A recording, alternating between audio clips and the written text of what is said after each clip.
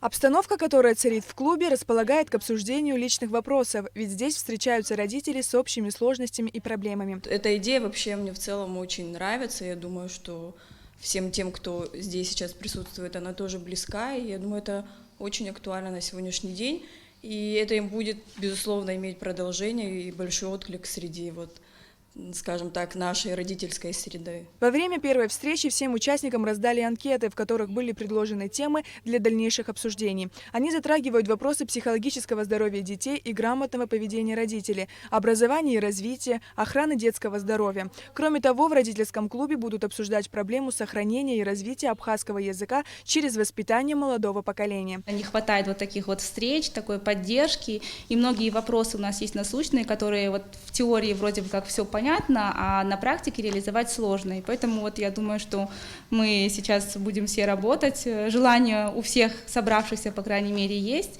И я тоже настроена очень позитивно. Родительский клуб – это уникальный проект для Абхазии. На первой встрече присутствовали только мамы, но организаторы надеются, что активными участниками дискуссии станут и папы. У нас существует огромное количество партий, движений, клубов по интересам, но не было клуба, который бы объединял людей, которым посчастливилось называться родителями. И я считаю, что если мы все объединимся, то мы сумеем добиться изменений в любой области, во всех областях, в которых мы только захотим. Как известно, в рамках работы дискуссионного клуба ВАК лучшие идеи и проекты смогут получить финансирование. Это касается и проектов родительского клуба. Мы возлагаем очень большие надежды на этот проект, и в первую очередь он связан с тем, что мы хотим найти единомышленников.